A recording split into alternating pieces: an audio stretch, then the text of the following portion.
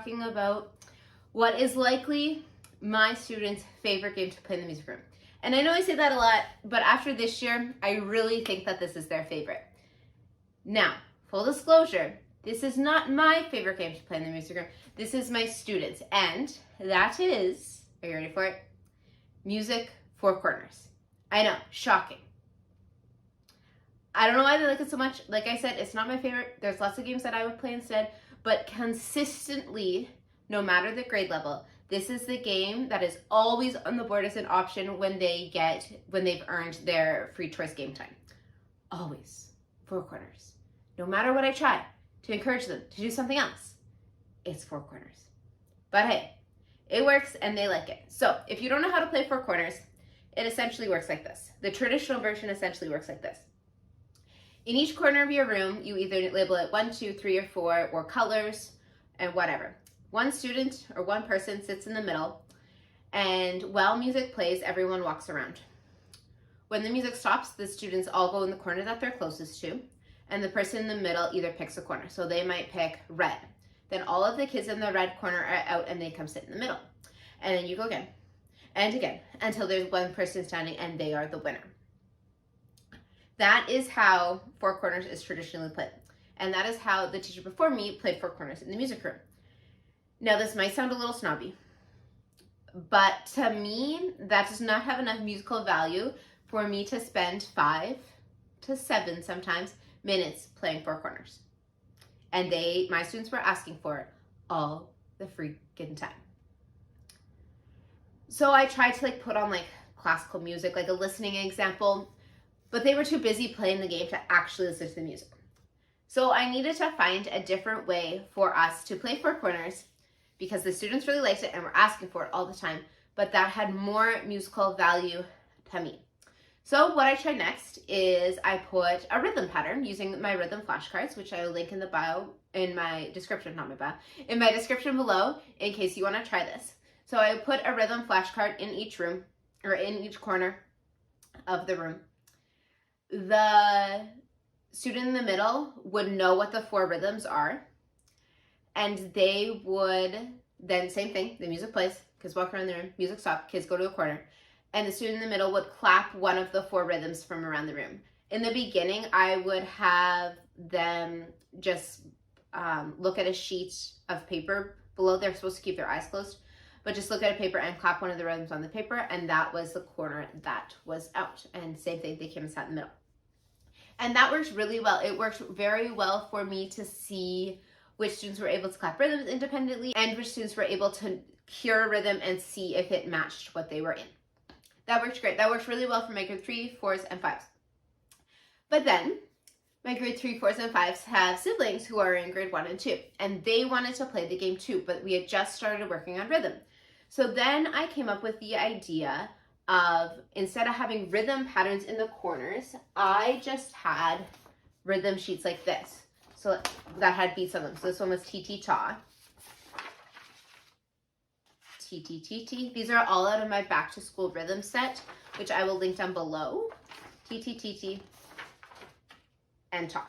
So the same thing would happen. Students would play music, walk around the room, and when the music stopped, they would go to one of these corners. Then on the screen, or sometimes using the printouts, but I used the presentation kit that comes with all of my Rhythm Four Corners, I would project a picture of a word. So again, these are the back to school ones. So it would be ruler. So every student in the Ti-Ti-Ti-Ti column, because that matches 2 sounds in ruler, 2 sounds in Ti-Ti, they would be out. And then we'd go again. And the next one might be pencil. Same thing. Everyone in the TT column would be out because it has 2 sounds. Clipboard. Same thing. So there's more than just the 2 sound ones. These are just apparently all that I had in my examples were all 2 sounds.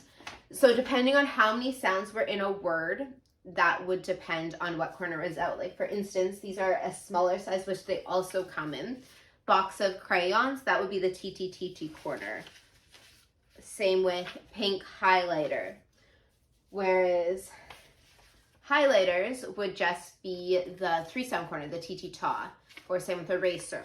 So depending on what corner they were in and what picture popped up on the screen or I showed with the cards, that's the corner that would be out. It worked really well. The kids enjoyed it. My older kids were kind of grumbly about it in the beginning. So then I changed the game again. And I made it reverse 4 corners. So the 4 pictures, the 4 rhythms would be around the room.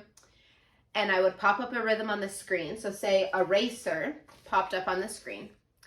Then we would play reverse 4 corners where all of the kids had to run to the corner that matched Eraser. And then the last 3 kids were out. So it got the kids moving a little bit more, and it also made it a little less about luck. It was still a little about luck because if you were in the 3 corner, you were automatically safe.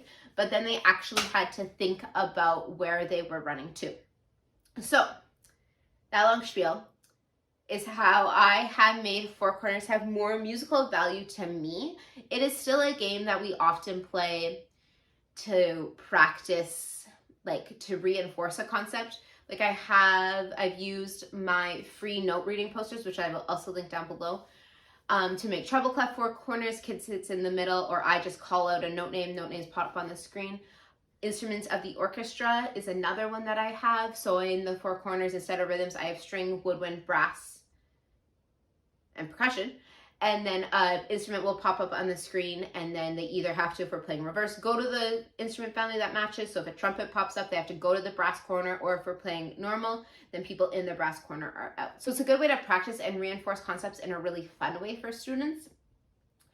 And like I said, my kids ask for it all the time. So I'm glad that I've been able to find some more musical value ways. So like I was saying, I have a few ready-made presentation kits and 4 corners products in my TPT store that I will link down below. But you could literally, and this is how I started doing it, I wrote a rhythm on a piece of paper and I put it in a corner. And that's what I did.